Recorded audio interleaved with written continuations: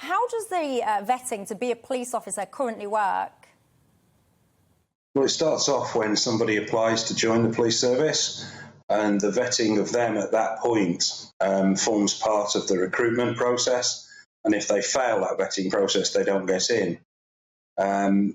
Thereafter, in an ideal world, it would be repeated periodically through their 30 or 40 or maybe even 45 or 50 years service now.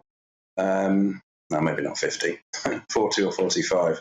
And also, whenever they join any specialist unit or any particular unit which is particularly sensitive in relation to vetting issues.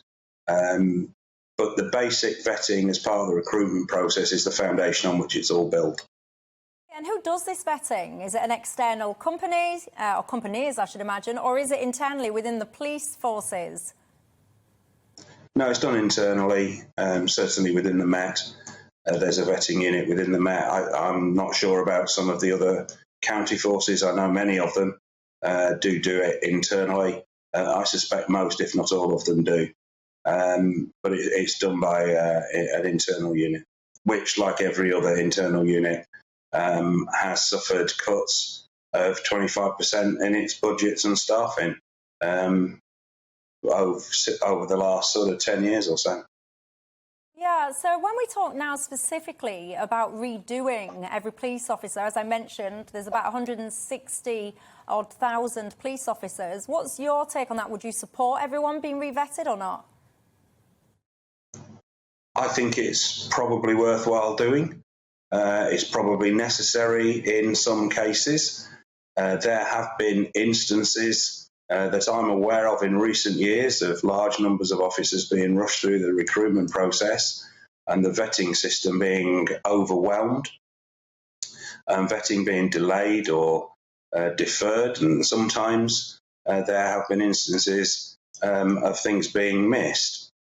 And so it's not a bad idea in principle to redo it all, just to make sure, first of all, nothing's been missed, but secondly, nothing has changed. The vetting is only as good as the information available to it at the time it is done. And obviously over 20 or 30 or more years, lots of things happen in people's lives, and the information may well be different at various stages through that process, through their career. And do you think it's fair? I mean, Wayne Couzens is one individual, and I've just mentioned one of many, many. Do you think it's fair that the police are currently getting as much focus on them as they are in terms of lack of confidence, the scrutiny, etc.? It's certainly right that the questions are being asked, and it's certainly right that the police service is accountable and it's scrutinised. But I'm a bit concerned that sometimes these things are taken a little bit out of proportion. Wayne Couzens, a despicable individual and horrendous criminality that he has committed, but there's not hordes of police officers wandering around raping and murdering people. That simply isn't the case.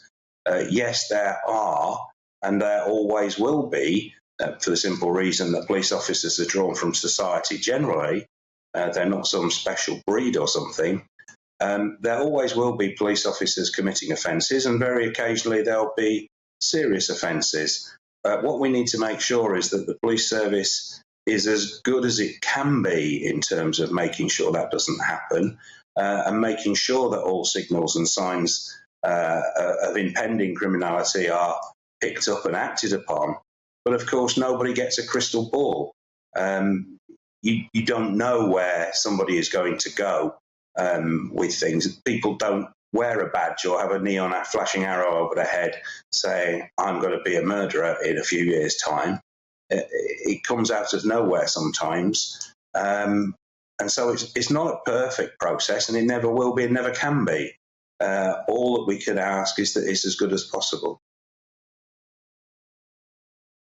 Welcome to the GB News YouTube channel. You can watch us live 24 hours a day, catch up on your favourite shows, and join in the conversation in the comments below. Don't forget to subscribe and you'll never miss any of our exclusive content.